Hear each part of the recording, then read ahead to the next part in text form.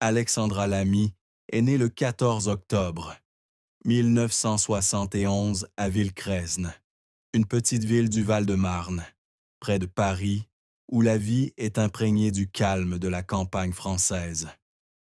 Fille aînée d'une famille bourgeoise, avec un père agent d'assurance et une mère femme au foyer, Alexandra a grandi dans un environnement simple mais aimant. Elle a une sœur cadette, Audrey Lamy, qui deviendra plus tard une actrice célèbre. Dès son plus jeune âge, Alexandra se passionne pour les arts du spectacle, participant régulièrement à des pièces de théâtre à l'école et rêvant de monter un jour sur les plus grandes scènes. Cependant, son parcours n'a pas toujours été rose, semé d'embûches et de difficultés qui ont fait d'elle la personne qu'elle est aujourd'hui. L'une des plus grandes souffrances d'Alexandra a été le sentiment d'insécurité et de doute qu'elle a éprouvé durant ses premières années. Malgré son enfance dans une famille stable, elle a souvent eu l'impression de ne pas se démarquer de ses pairs à Paris, où l'industrie du spectacle était florissante. Elle a confié qu'adolescente, elle était obsédée par son apparence, craignant de ne pas être assez belle ou talentueuse pour devenir actrice. Ces années à Villecresnes, bien que paisibles, lui ont laissé un sentiment d'être piégée, comme si son rêve était hors de portée.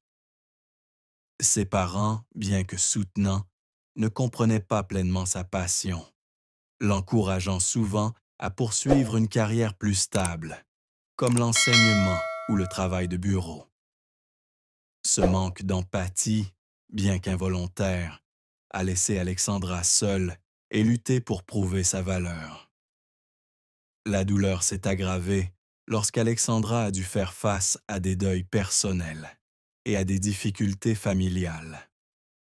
À 18 ans, ses parents ont commencé à avoir des conflits, entraînant de fréquentes disputes. Bien qu'ils n'aient pas divorcé, les tensions familiales ont déchiré Alexandra entre son amour pour son père et sa mère. Elle a souvent joué le rôle de médiatrice, essayant de concilier les désaccords, mais cela ne faisait que l'épuiser mentalement. Elle a raconté un jour qu'il y avait des nuits où elle restait assise seule dans sa chambre, à pleurer, car elle se sentait impuissante, ne sachant pas comment préserver l'unité de sa famille. Cette souffrance l'a forgée dans une volonté de faire, mais l'a aussi rendue plus réservée à l'expression de ses sentiments.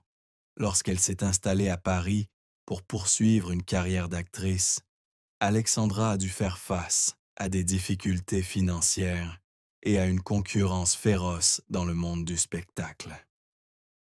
Elle vivait dans un petit appartement du quartier de Montmartre et travaillait à temps partiel dans un café pour financer ses études au Conservatoire national supérieur de Cergy-Pontoise. Ces jours-ci étaient difficiles, car elle essuyait une série de refus d'audition. Elle a un jour confié avoir pleuré en rentrant d'un casting raté, sentant son rêve s'évanouir. Pourtant, elle n'a pas abandonné, mais a appris à transformer les échecs en motivation, une qualité qui l'a aidée à grandir dans les années à venir. Une autre grande souffrance dans la vie d'Alexandra a été sa relation compliquée avec sa fille, Chloé Joinet, issue de son mariage avec l'acteur Thomas Joinet. Mère célibataire après son divorce, Alexandra se sentait coupable de ne pas pouvoir passer plus de temps avec Chloé en raison de son emploi du temps chargé. Elle a raconté un jour que, lorsqu'elle était jeune, Chloé demandait parfois pourquoi sa mère ne pouvait pas rester à la maison comme les autres mères et que ces questions lui brisaient le cœur. Elle essayait toujours de se rattraper en passant du temps de qualité avec son enfant, mais le sentiment d'avoir manqué des moments importants de l'enfance de Chloé était une douleur qu'elle a portée toute sa vie. La vie d'Alexandra a également été marquée par d'autres pertes personnelles, comme le décès d'une amie proche de l'école de musique, emportée par un cancer en 2005. Cette perte l'a amenée à réfléchir profondément à la fragilité de la vie et elle a commencé à participer à des campagnes caritatives, notamment celles de sensibilisation au cancer. Ces souffrances, bien que douloureuses, l'ont également motivée à vivre pleinement, tant sur le plan professionnel que personnel, faisant d'elle une femme à la fois forte et vulnérable. La carrière d'Alexandra Lamy a été longue et mémorable, de ses débuts difficiles à Paris à son statut d'actrice parmi les plus appréciés de France. Diplômée du Conservatoire national supérieur de Cergy-Pontoise, Alexandra a débuté sa carrière par de petits rôles au théâtre et dans des publicités télévisées.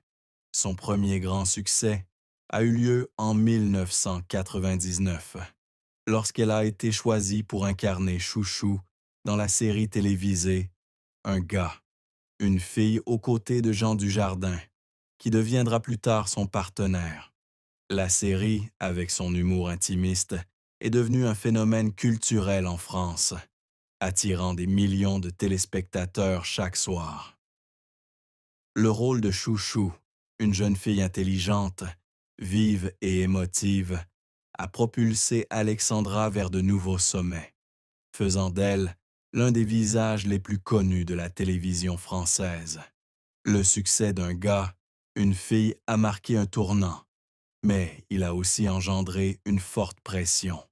Alexandra a un jour confié avoir dû travailler sans relâche pour que le personnage de Chouchou reste vivant pendant plus de 400 épisodes. Il y avait des jours où elle et Jean Dujardin devaient tourner 12 heures d'affilée, et la pression de répondre aux attentes du public la faisait parfois pleurer dans la loge.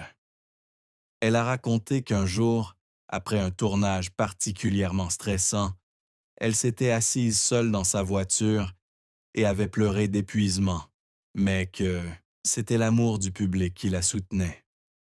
La série lui a non seulement apporté la célébrité, mais lui a également valu de nombreux prix, dont le 7 d'or de la meilleure actrice en 2000. Après Un gars, une fille, Alexandra s'est tournée vers le cinéma avec un rôle dans Ricky, 2009, un film réalisé par François Ozon. Son rôle de mère dans une histoire surréaliste d'un enfant ailé a été salué par la critique, marquant son entrée dans la maturité d'actrice. Le film a été sélectionné en compétition au Festival de Berlin et Alexandra a été saluée pour sa capacité à transmettre des émotions complexes. Cependant, tous les rôles n'ont pas été couronnés de succès. Le film Jamais le premier soir, 2014, malgré un bon succès au box-office, a été critiqué par certains critiques pour son manque de profondeur, ce qui a déçu Alexandra. Elle a déclaré s'être investie dans ce rôle, et les critiques l'ont amenée à se demander si elle était sur la bonne voie.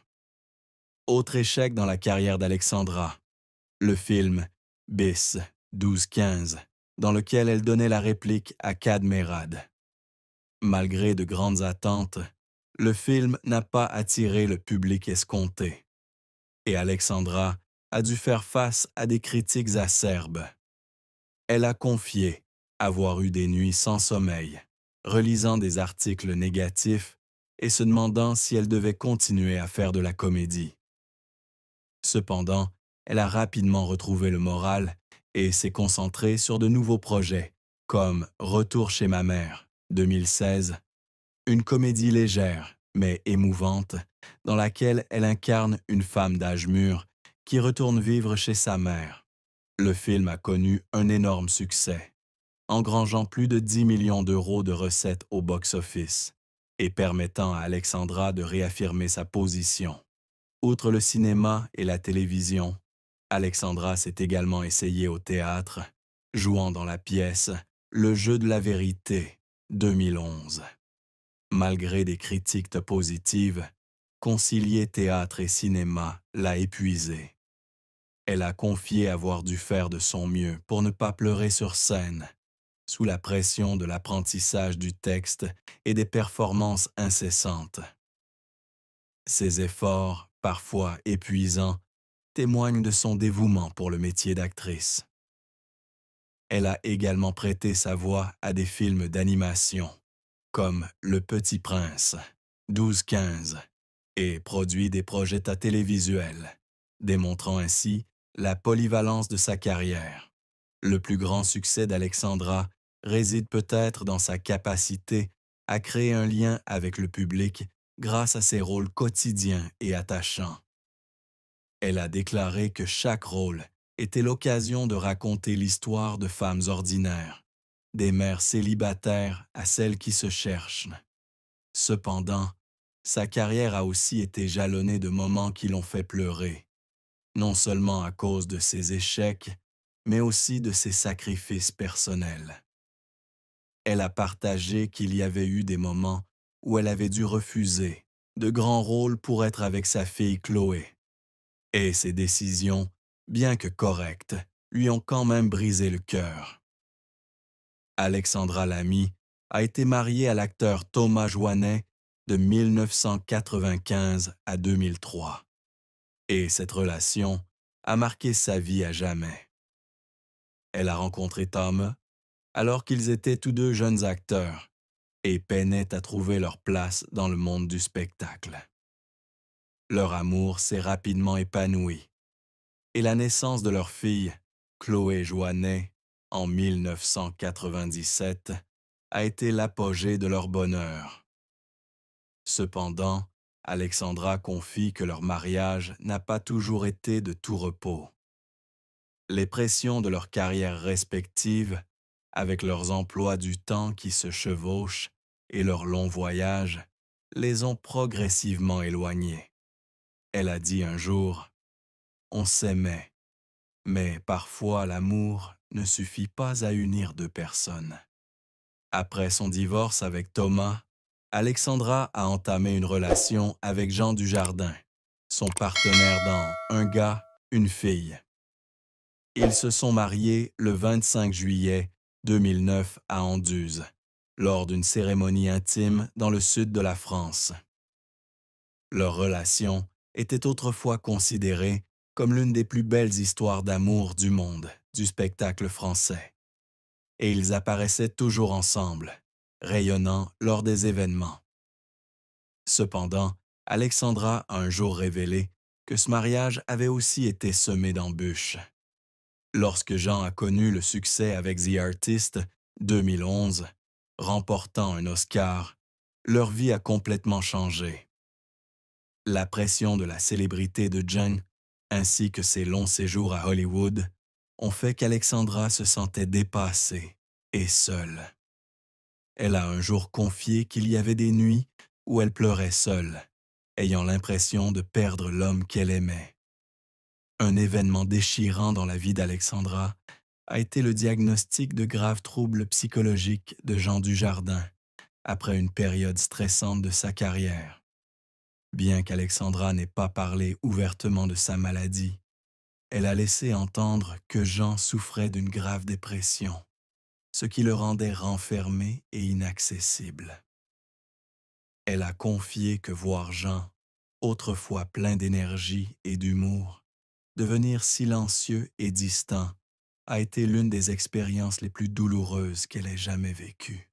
Elle a pleuré assise à côté de John lors de séances de thérapie, essayant de le réconforter, mais se sentant impuissante face à sa maladie.